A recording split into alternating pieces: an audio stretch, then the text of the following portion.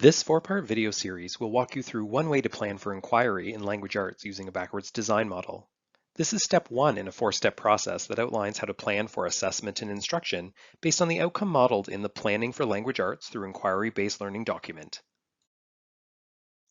In step one, we choose an outcome and develop inquiry questions. During this step, we also identify the learning goals learners are responsible for in relation to the outcome. The renewed language arts curricula for grades 7 and 8 includes 6 outcomes, which provides opportunities to return to each outcome multiple times over the course of the year. As you begin to plan, this will allow you to choose outcomes that best support the development of language processes in relation to specific inquiries that learners will explore. In the Planning and Language Arts Through Inquiry-Based Learning document, you will note that the example outcome chosen is learners will create oral, written, and visual communication forms for a range of audiences and purposes. If you are new to IBL, you may wish to begin with a single outcome as you plan an inquiry. And as you become more familiar with inquiry-based learning and language arts, you may choose to have learners engage with multiple outcomes over the course of an inquiry. Once we've chosen an outcome, we need to ask ourselves, what should learners know and be able to do in relation to this outcome at the end of the inquiry? This is an important question to ask ourselves before we begin to plan assessments and instruction because it allows us to identify learning goals. Learning goals are specific, measurable goals based on the outcome. Identifying learning goals will support you in planning for assessment and instruction. One way to determine learning goals is to unpack the outcome. Unpacking is the process of deconstructing learning outcomes into component parts to identify skills and concepts. Simply put, by unpacking, we can gain a clear understanding of what learners are expected to know and be able to do. Let's take a look at how we can unpack our outcome to set learning goals. All outcomes include a skill and related concept. These are sources of information we can use to help us determine what learners are expected to know and be able to do. Using the skill and concept, we can begin to develop learning goals. Let's take a look at how we might approach this using our example. Let's begin with the skill. In this case, learners are learning to create oral, written, and visual communication forms in relation to audiences and purposes. Over the course of the inquiry, they will need to develop an idea, communicate a representation for a process and/or a product, modify as necessary, and evaluate the results and/or modifications. So in this case, one learning goal could be that learners need to know different strategies they can use to develop ideas. Since we're setting these goals within an inquiry-based learning context, we know that we can plan to include various strategies to support learners as they begin to respond to inquiry questions. The at-a-glance documents provide other sources of information you can use to help you develop and refine learning goals. For example, indicators have been scaffolded to support skill development in relation to specific concepts. Before learners are ready to develop an idea, you can plan for them to investigate how ideas can be developed when creating oral, written, and visual communication forms. Considering the indicators is an opportunity to develop learning goals that will serve as stepping stones along the way to allow your learners to build their knowledge and skills as they work towards the outcome. For example, by having learners investigate how ideas are developed, we can plan for opportunities that will allow learners to dig deeper into various ways that they can develop their ideas.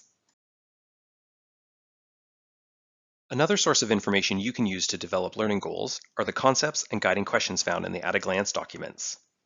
If we look at the concept of ideas, we can consider how the guiding questions might help us to determine learning goals. If we go back to our original goal, that learners need to know different strategies they can use to develop ideas, we can see that the guiding questions provide suggestions of strategies learners could engage with to develop their ideas. This includes using text and visuals, their own experiences and the experiences of others, using their imagination, and author's craft to develop their ideas. If we choose the guiding question, how can exploring author's craft in a range of texts help me to develop my ideas? We might set learning goals like this. Learners need to know what author's craft is. They need to identify examples of author's craft in a range of texts. And they need to use author's craft to develop their ideas.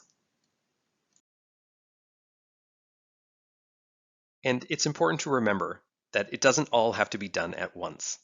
Learners will be developing skills in relation to concepts over the course of the year and will return to this outcome multiple times, so you can tailor your plans to focus on the particular skills, concepts, processes, and strategies in the context of what makes sense for each inquiry.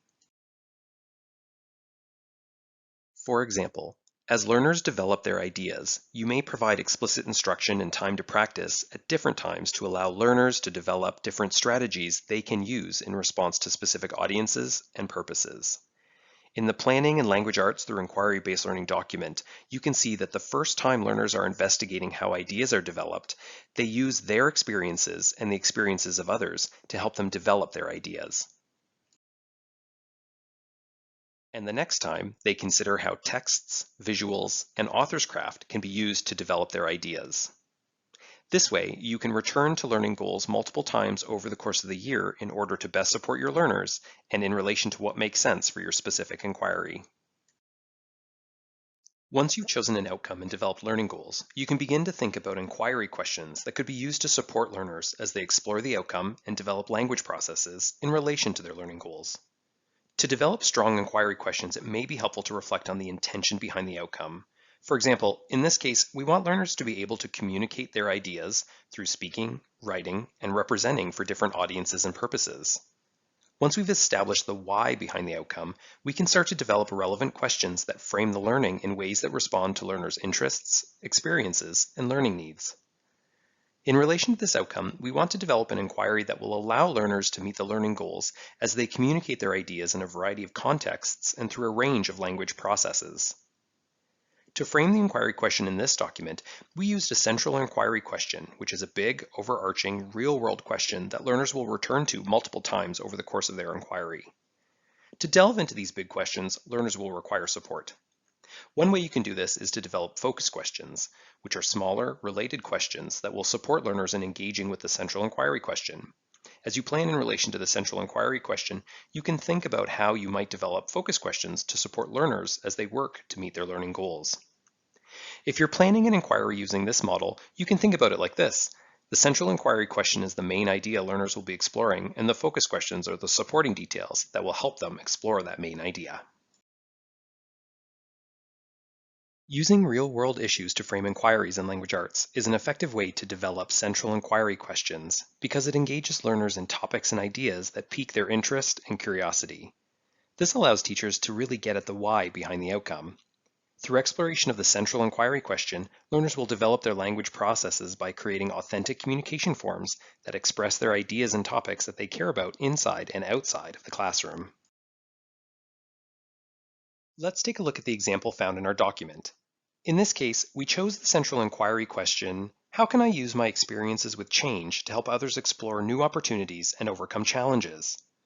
We chose this question because it allows all learners to draw on their own experiences and prior learning. It is flexible enough to allow us to design learning experiences that will support learners in creating oral, written, and visual communication forms, and because it allows learners to explore different ways that they can use their real-world experiences with change to help others, which fosters transfer.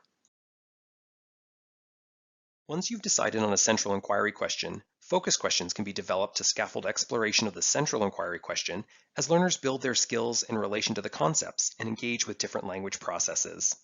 For example, focus question 1, what changes have I experienced? Allows students to activate their prior knowledge and draw from their experiences with change to develop ideas. Focus question 2, how can I learn more about what causes change? Sets the stage for students to begin to engage with the research process as they develop their ideas about change. As you develop focus questions, it is important to consider how you will plan to engage learners with various language processes as they explore these questions. Now that we have chosen an outcome, identified learning goals, and developed inquiry questions, we can begin to plan for assessment and instruction. For more information on planning for assessment, please watch Step 2, Deciding what evidence of learning will be used for assessment.